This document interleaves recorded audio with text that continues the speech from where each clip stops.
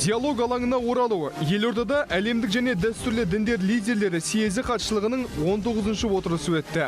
Әскери байланыс күшейіп, барлау аясы кеңейді. ТМД қарулы күштерінде кедергісіз жүйе орнатуды көздейтін құжат қаралды. Ақмаржан қала Ақтау мен Қойны қара алтынға толы Маңғыстауға сапары. Осы және өзге де маңызды тақырыптарға алдағы минуттарда тоқталамыз. Армысыздар. Мен Рауан Мыңбай, эфирде Сенат сөзі. Елордада әлемдік және дәстүрлі діндер лидерлері съезі хатшылығының 19-шы отырысы өтті. Онда алдағы ауқымды жиынға дайындық мәселелері талқыланды. Бұл басқосу бірегей бастама және жаһандық дінаралық диалогтың нағыз тиімді тетігі. Отырысты ашқан Сенат спикері съез хатшылығының басшысы Мәулен Әшімбаев сөзін осылай бастады. Қазақстан тәуелсіздік алғалы бері бейбітшілік пен жалпыұлттық диалогтың бірегей моделін қалыптастырды. Ол бірлік әр алуандылықта қағидатына, елдің болашағы үшін ортақ жауапкершілікке және этносы мен дініне қарамастан азаматтардың құқықтарын құрметтеу мен қамтамасыз етуге негізделген деді Сенат спикері. Съез алғаш рет 2003 жылы Қазақстанның тұңғыш президенті елбасы Нұрсұлтан Әбішұлы Назарбаевтың бастамасымен шақырылғаны белгілі. Форум жұмысының табысты болуына Қазақстан Республикасының президенті Қасым-Жомарт Кемелұлы Тоқаев баса мән беріп келеді.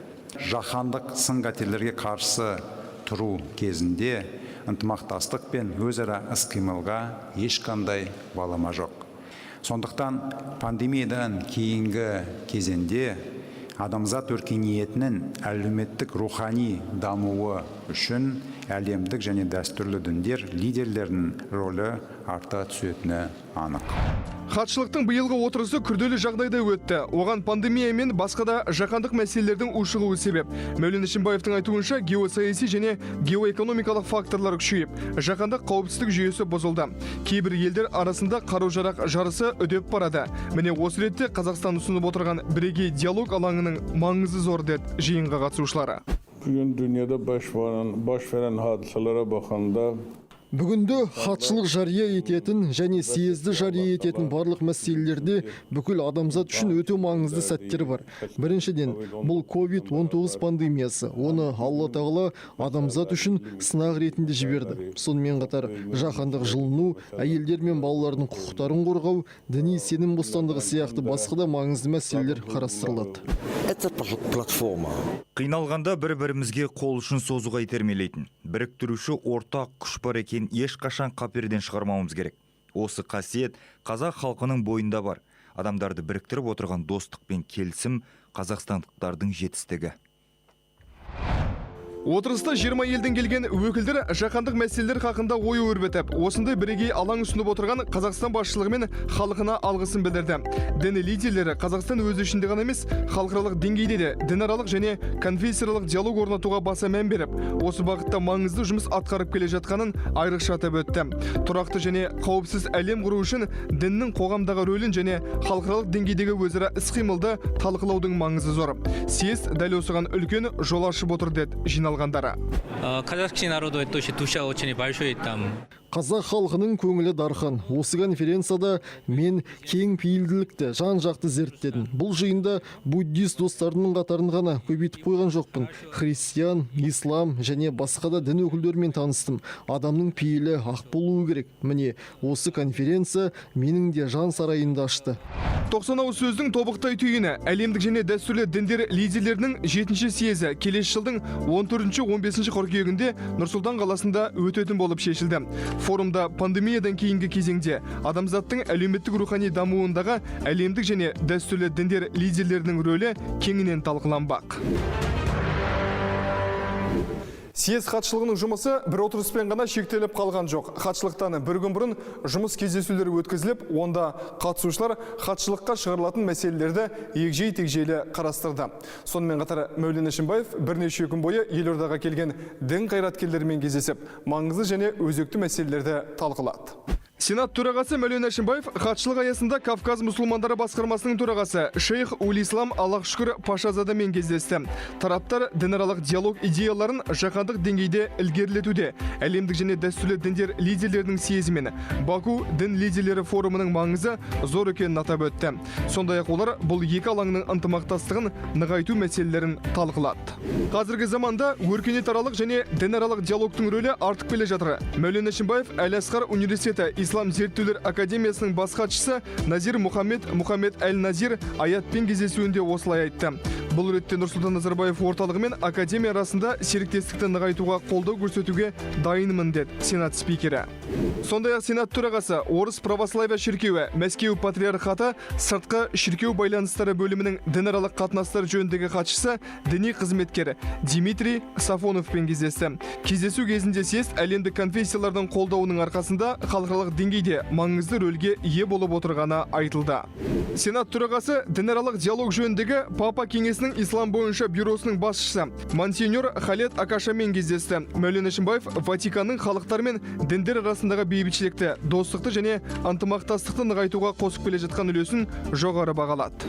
Ал Біріккен Араб Әмірліктері мұсылман ақсақалдар кеңесінің бас хатшысы Сұлтан Фейсал Румейсимен кездесуде. Мәулен Әшімбаев Біріккен Араб Әмірліктерінің әлемдік ынтымақтастыққа қосып отырған үлесіне назар аударды. Сенат төрағасы 2019 жылы Абу-Дабиде Рим папасы Франциск пен Әл-Асқардың жоғарғы имамы Шейх Ахмад Әл-Тайеб қол қойған бүкіл әлемде бейбітшілік пен бірлесіп өмір сүру үшін адамзат бауырластығы туралы тарихи құжатқа тоқталды.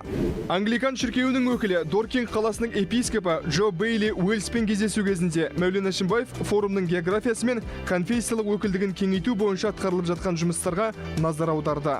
Мұнан соң Мәулен Әшімбаев Дүниежүзілік Ислам лигасы бас хатшысының кеңесшісі Абдул Азиз бен Ахмад Сархаммен кездесті. Сұхбаттасушылар пандемияға байланысты қажылық жасау кезінде туындайтын қиындықтарды талқылады. Сенат төрағасы пандемиядан кейінгі кезеңде жағдай тұрақталып, Қазақстан азаматтары өздерінің діни парыздарын өтеуге қайтадан мүмкіндік аларына үмітті екенін айтты. Депутаттар ТМД-ға мүше мемлекеттердің қарулы күштерінің ынтымақтастығын жетілдіруге ықпал ететін заң жобаларын талқылады. Құжат Сенаттың халықаралық қатынастар, қорғаныс және қауіпсіздік комитетінің отырысында ортаға салынды. Заң жобаларының бірінде әскери байланыс жүйелерінің жұмысын жақсартуға мән беріліп отыр. Келісімді ратификациялау, ғылыми зерттеу жұмыстарымен бірлесіп айналысуға да мүмкіндік береді. Бұл құжаттың мақсаты ТМД елдері қарулы күштерінің байланыс жүйелерін тұрақты етуде, депутаттары. Тәуелсіз мемлекеттер достастығына қатысушы елдердің қарулы күштерінің біріккен байланыс жүйесі туралы келісім үкіметаралық деңгейде Қазақстан Республикасымен, Армения Республикасының, Беларусь Республикасының, Қырғыз Республикасының, Ресей Федерациясының, Тәжікстан Республикасының үкімет басшыларымен жасалған болатын. Келісім жоғарыда айтылған ТМД-ға мүше елдердің қарулы күштерінде бірыңғай техникалық тәсілдер негізінде байланыстың бірлескен жүйесін дамыту мен жетілдіруді, сондай-ақ қазіргі заманға әскери техникамен және байланыс жабдығымен басым түрде жарақтандыруды қамтамасыз етеді. Қысқаша айтқанда, осы келісімге қол қойған мемлекеттердің қарулы күштері өзара іс-қимыл кезінде байланыс мәселесінде бір толқында болуы қамтамасыз етіледі. Сонымен қатар ТМД-ға қатысушы мемлекеттердің қарулы күштері мин алқаптарын техникалық барлауға қатыса алады. Объектілерде жарылыс қаупі бар заттардың бар жоғын зерделеп, бұрын ұрыс қимылдары жүргізілген аудандарға барлау жүргізуге мүмкіндігі бар. Депутаттар Ақмаржан қала Ақтауға ат басын бұрып, қойыны қаралтынға толы Маңғыстаудың табиғатына бұйырған туризмнің даму тарихына куә болды. Қарт Каспийдің асау толқынымен бірге теңселген су маржандарына көз жүгірте отырып, көшпелі отырыс өткізді.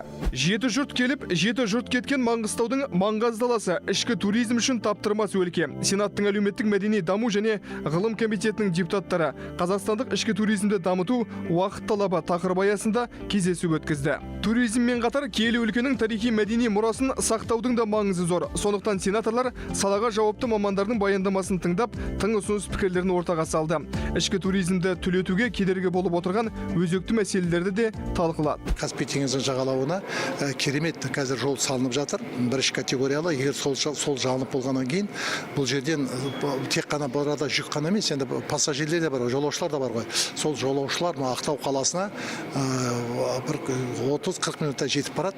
және сол жолдың бойының барлығына арнайы жаңағы қонақ үйлер, арнайы жаңағы пляж, суға түсетін арнайы орындар, демалатын орындар салынатын болатын болса, сонда қараңыз, неден Ақтаудан Құрыққа дейінгі жерлердің барлығына толыққанды туристік аймаққа айналдыруға бұл болады. Бүгінгі айтарымыз осы. Сауатты қоғамда салауатты өмір сүрейік.